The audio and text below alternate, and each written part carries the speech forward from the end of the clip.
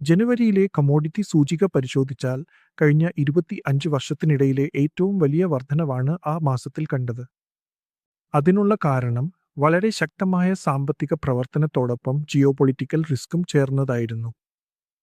താരിഫുകളെക്കുറിച്ചുള്ള അനിശ്ചിതത്വം ഒരു പരിധിവരെ കുറഞ്ഞുവരികയാണെങ്കിലും ജനുവരിയിൽ ഗ്രീൻലാൻഡിന്റെ പേരിൽ യുഎസും യൂറോസോണും തമ്മിൽ വലിയ സംഘർഷങ്ങൾ ഉണ്ടായി. ആ സമയത്ത് ഡെൻമാർക്കും നോർവേയും അടക്കം നിരവധി യൂറോപ്യൻ രാജ്യങ്ങൾ യുഎസ് ട്രഷറി ബോണ്ടുകളും യുഎസ് ഡോളർ കൈവശം വയ്ക്കുന്നതും കുറയ്ക്കുന്നതിനെക്കുറിച്ച് ചർച്ച ചെയ്തിരുന്നു. യുഎസ് ഡോളറിൽ അനിശ്ചിതത്വം ഉണ്ടാകുമ്പോഴെല്ലാം ഡോളർ ഉയരുമ്പോൾ കമ്മോഡിറ്റി കുറയുകയും ഡോളർ താഴുമ്പോൾ കമ്മോഡിറ്റി ഉയരുകയും ചെയ്യുന്നു.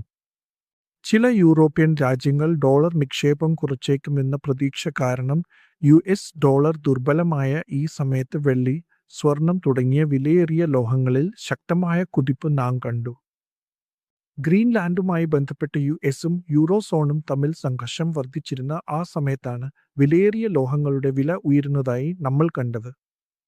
മറ്റ് ലോഹങ്ങൾ, അതായത് ചെമ്പ്, അലുമിനിയം തുടങ്ങിയ വ്യാവസായിക ലോഹങ്ങൾ നോക്കുകയാണെങ്കിൽ എഐയും മറ്റ് സാങ്കേതികവിദ്യയുമായി ബന്ധപ്പെട്ട ഉപയോഗങ്ങൾ കാരണം അവയുടെ ലഭ്യതക്കുറവും വളരെ ഉയർന്ന ഡിമാൻഡും തുടരുകയാണ്.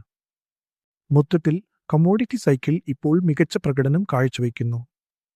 ഊർജ്ജ മേഖലയുടെ കാര്യമെടുത്താൽ ഊർജ്ജ മേഖലയിലും യുഎസും ഇറാനും തമ്മിൽ വലിയ സംഘർഷത്തിലേക്ക് കടക്കുമെന്ന് ആശങ്കയുണ്ടായിരുന്നു. യുഎസ് അവരുടെ യുദ്ധക്കപ്പലുകൾ ഇറാനിലേക്ക് അയച്ചതിനാൽ ഉണ്ടായ സംഘർഷാവസ്ഥ മൂലം എണ്ണവില ഉയരുന്നതും നാം കണ്ടു.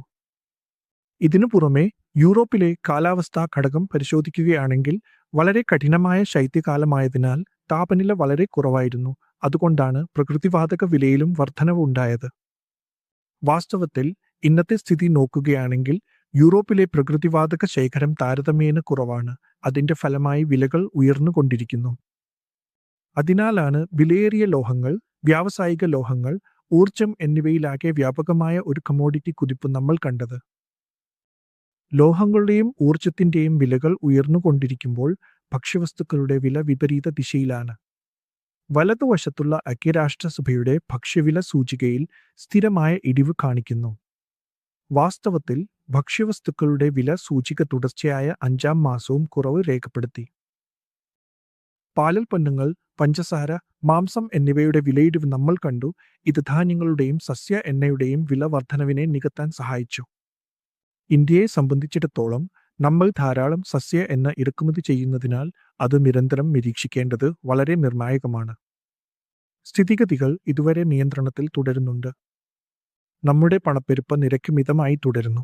മ്യൂച്വൽ ഫണ്ട് നിക്ഷേപങ്ങൾ വിപണിയിലെ ലാഭനഷ്ട സാധ്യതകൾക്ക് വിധേയമാണ്. സ്കീമുമായി ബന്ധപ്പെട്ട എല്ലാ രേഖകളും ശ്രദ്ധിച്ചു വായിക്കുക.